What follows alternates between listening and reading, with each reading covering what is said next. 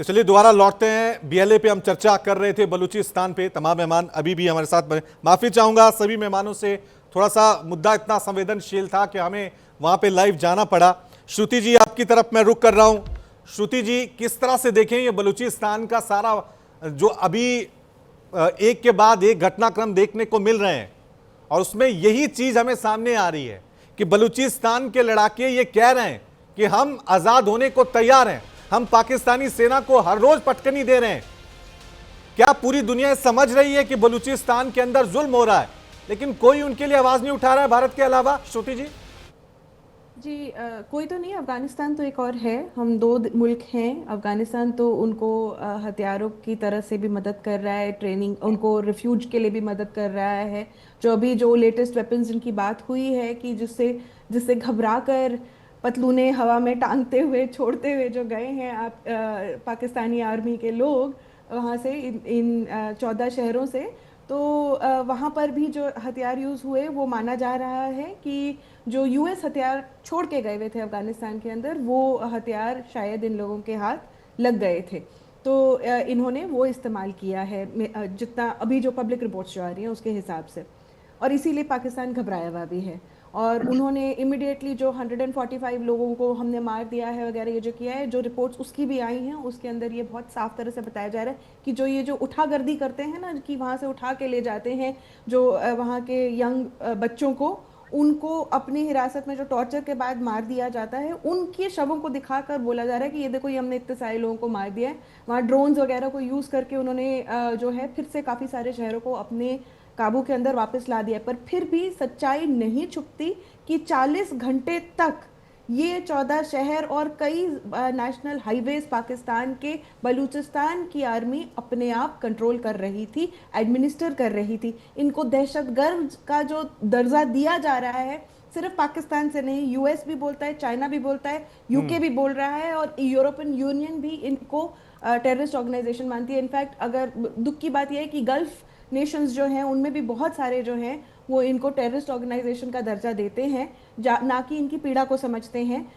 ये लोग जब इनको दहशतगर्द का आपने दिया तो लोगों को डर लगना चाहिए ना, पाकिस्तान के बलूचिस्तान के लोगों को उनसे वहाँ पे डर लगना चाहिए। पर वहाँ तो सब नॉर्मल चल रहा था, दुकानें खुली थी, बच्चे उठ रहे थे, आके इन लोगों से बात कर रहे थे। वीडियोज़ हैं इन सब चीज़ों के कि भाई वहाँ लोग खुश भी थे, उनके साथ सेलिब्रेट भी कर रहे थे। तो ये जो इनको दहशतगर्दी का लेवल, हमने देखा पाकिस्तानी सेना के खिलाफ वहां की महिलाएं मोर्चा संभाली हुई हैं। हाँ जी, वो कंधे से कंधा पुरुषों के साथ मिलाकर आजादी की लड़ाई में अपनी भागीदारी वहां पे निभा रही हैं। लेकिन एक सवाल श्रुति जी यहां पे उठकर खड़ा आता है, क्योंकि आपने कहा कि चीन, अमेरिका, ठीक है, चीन के तो हमें हित है कि सी पैक वहां से गुजर रहा है। आपको लग रहा है कि अगर बलूचिस्तान को आजादी दिलानी है तो उसमें चीन सबसे बड़ा रोड़ा बन सकता है, क्योंकि वो सीपैक वाला मामला है?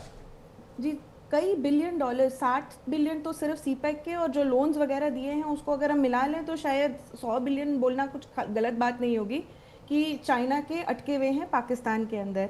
और बलूचिस्तान और उनके लोग जो हैं वो एक उनकी लाइबिलिटी बन गए हैं पाकिस्तान के लिए, इसलिए बार बार उनके ऊपर वो अटैक करते, चाहे वो उनके अपनी एयरफोर्स से उन पर बम गिरा दे, चाहे अभी कुछ महीने पहले उन्होंने केमिकल वॉरफेयर किया था वहाँ के अंदर कि ये लोग थोड़े से सप्रेस हो जाए, वहाँ के लोगों में बीमारी आ जाए, तकलीफ हो जाए, मृत्यु हो जाए। तो ये भी उन्होंने एक ट्राई किया हुआ है। चाइना एक बहुत बड़ा रोड़ा है, पर यूएसए और यूरोपियन यूनियन जो है ना, वो बिन पैंदे के लोटे हैं।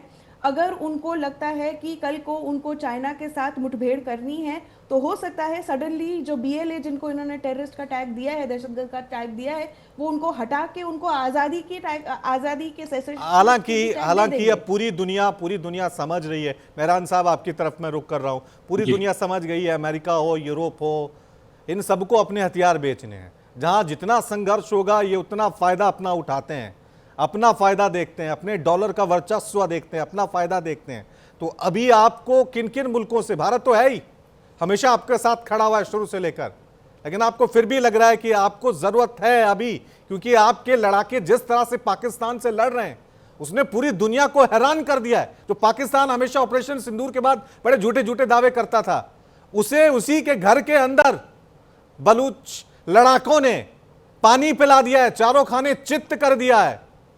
मेहरान साहब जी जी देखिए, एक तो हकीकत हम बयान करें, बलोच किस खाते में दहशतगर्द है? बलोच कभी पंजाब में जाके पिंडी में, लाहौर में किसी को डिसअपेयर किया, किसी को मारा, किसी का मसक्सड़ा लाश फेंका?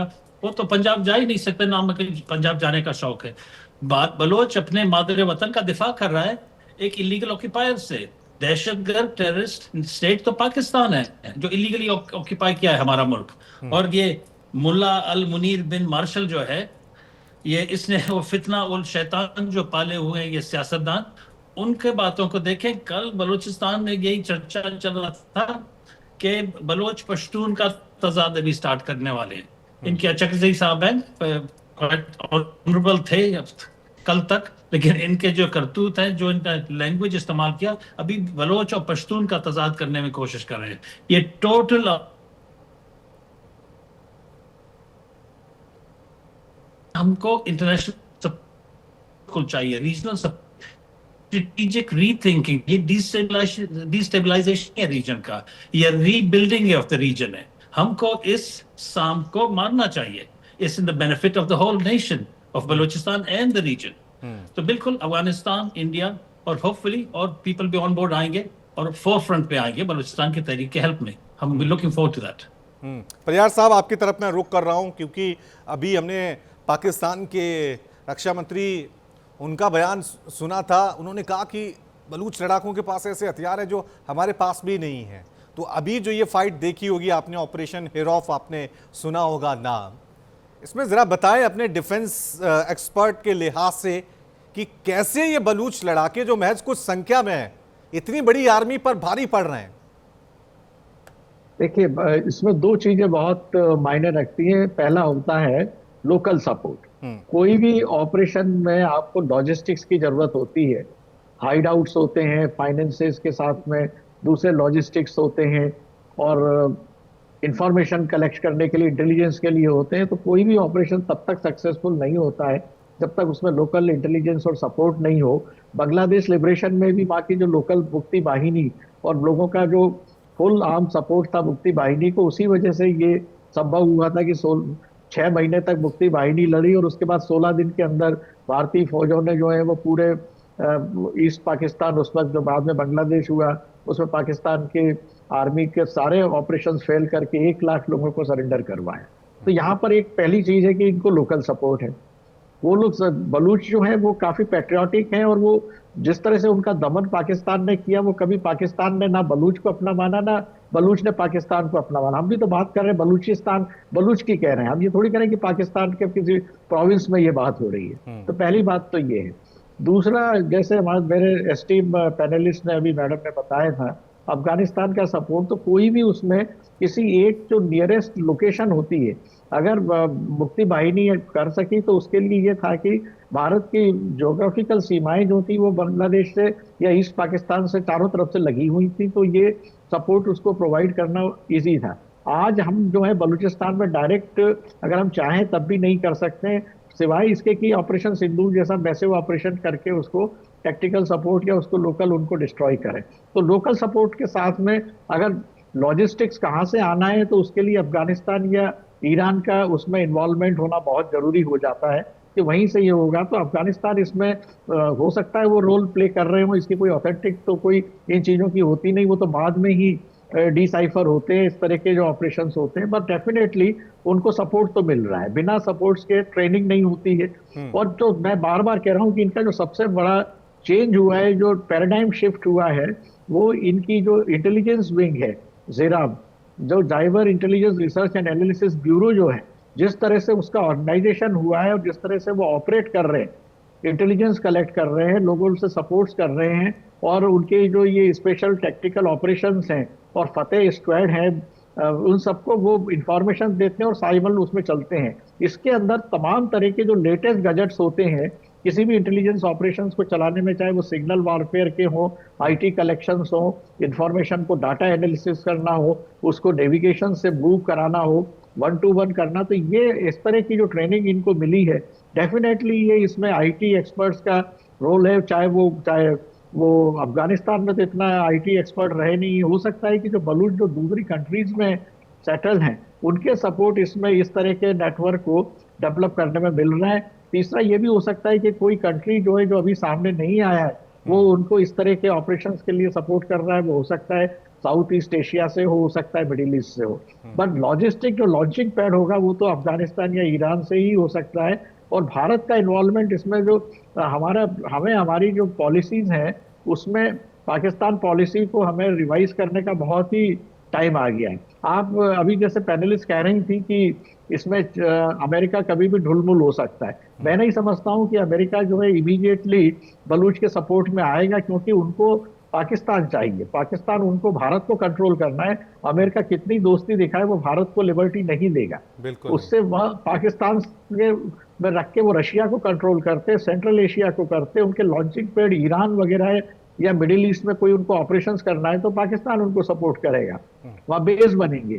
तो ये नहीं होगा। चाइना जरूर है, चाइना जो है बिजनेसमैन है पहली चीज। और चाइना ने 1962 के बाद आज तक कोई भी वार डायरेक्ट नहीं लड़ाया। आप ये मान के चलिए, वो गिदर धमकी देते हैं, छोटे एग्रेसिव करते हैं, पर अल्टीमेटली उनका सारा रोल जो है वो ट्रेड पे रहता है। तो सी पैक में उनको फंसे हुए हैं, पाकिस्तान इतना डेट में है और वो उनका प्रोजेक्ट जो अच्छा चल नहीं रहा है। नो वंडर वो उनका, अगर उनको लगता है कि अफगानिस्तान और बलूचिस्तान एक साथ स्ट्रॉन्ग सपोर्ट बन रहे और ये बेस सेंट्रल एशिया में एंट्री का होता है, तो वो उसको उसमें जैसे चाइना अफगानिस्तान में जाने की कोशिश कर रहा है, उसी तरह से वो बलूचिस्तान को अपने साथ लाने के लिए भी आगे आ सकता है, ताकि बलूचिस्तान में जो है वो इंडियन इन्फ्लुएंस कम हो। तो ये सब भविष्य की संभावनाएं किसी भी दिन खुल सकती हैं। और ऐसे ऑपरेशन जिस तरह से आगे बढ़ रहे हैं, मैं समझता हूं कि भविष्य में नियर फ्यूचर में 1-2 साल में इसमें काफी ज्यादा मतलब इंटेंसिटी आएगी और कुछ इसमें आउटकम हो सकता है, क्योंकि पाकिस्तान की कंडीशंस इनकी इंटरनल एक मैसेज तो दे दिया है पूरी दुनिया को। यहाँ पर बलूच लड़ाकों ने एक मैसेज साफ तौर से दे दिया है कि भाई अब हमें आज़ाद होने से कोई रोक नहीं सकता, ये लड़ाई चलेगी किसी भी कीमत पर, चाहे इसमें पाकिस्तानी सेना यानी जिस तरह से मेहरान साहब हैं अब यूएन में रिप्रेजेंट कर रहे हैं, दूसरी तरफ बलूच लड़ाके हैं वो आज़ादी की लड़ाई लड़ रहे हैं, उनके पास हाईटेक हथियार है, पाकिस्तानी सेना को चारों खाने चित कर रहे हैं। तो ये तो है कि वो एक आग वहाँ पे भड़क गई है, अब उसको शोला बनना है वो अलग बात है। मेहरान साहब आपकी तरफ मैं रुख कर रहा हूँ, क्योंकि दावे किए जा रहे हैं बहुत सारे। बीएलए की तरफ से दावा किया गया कि इतने शहरों पे हमारा कब्जा है। क्या ये माने कि पाकिस्तानी सेना पूरी तरह से बलूचिस्तान में कंट्रोल खो चुकी है? क्या है इन दावों के पीछे जो बीएलए ने की है? जी देखिए, हम एक बात पे जो तवज्जो नहीं रख रहे हैं या कर रहे हैं वो ये है कि ये बंदूक नहीं लड़ रहे हैं। जो उनके पार्लियामेंट में बोला $20,000 का इनका किट है तो वो लड़ रहे हैं। अगर बंदूक लड़ते तो आज पाकिस्तानी फौज का बलोचों का सामना कर सकते। उनके साथ काफी अच्छे बंदूक हथियार, बम, हेलीकॉप्टर, जेट सब कुछ है। बंदूक नहीं लड़ता है, बंदा लड़ता है, इंसान लड़ता है जो बंदूक के पीछे है। तो बलोच कौम अपना लड़ाई लड़ रहा है और हम इतना ज्यादा फोकस करते हैं फॉरेन इन्वॉल्वमेंट पे, कौन हेल्प कर सकता है, कौन हेल्प कर रहा है। We should not get distracted. Baloch कौम अपना जद्दोजहद खुद ही चला रहा है। अब बलोच का जद्दोजहद और फ्रीडम का स्ट्रगल खुद ही इवॉल्व भी हुआ है, प्रोग्रेस भी हुआ है और it has been more streamlined. तो it's far more effective than it used to be. हम भी इस दुनिया के बाशिंदे हैं, हम भी इवॉल्व कर रहे हैं। हम कोई स्टोन एज के लोग तो नहीं है कि सब एक ही टाइम फ्रेम में फ्रीज होके रह गए। जैसे दुश्मन इवॉल्व कर रहा है, दुनिया इवॉल्व कर रहा है, हम भी इवॉल्व कर रहे हैं। और हमारा जद्दोजहद बिल्कुल बहुत ही खूबसूरत नहज पे है और ये बलोचों की कुर्बानी से हो रहा है, ये किसी के हेल्प से नहीं हो रहा। बलोच अपना खून बहा रहे हैं, अपनी जिंदगियों को सेक्रीफाइस कर रहे हैं। बड़े दर्दनाक एक पहलू से गुजर रहे हैं हम अपने तहरीक के और एग्जिस्टेंस के, लेकिन इट विल बेयर फ्रूट। हम बहुत उम्मीद रखते हैं कि बिल्कुल हम कामयाब होकर रहेंगे। चलिए, आप कामयाब होंगे यही उम्मीद करते हैं, क्योंकि जो जुल्म पाकिस्तान ढा रहा है, पाकिस्तान का चेहरा पूरी दुनिया के सामने आ रहा है। बहुत बहुत शुक्रिया आप सभी का इस चर्चा में हमारे साथ शामिल होने के लिए। एक छोटा सा ब्रेक हम ले रहे हैं। बड़ी खबरों के लिए देखते रहिए न्यूज़ इंडिया।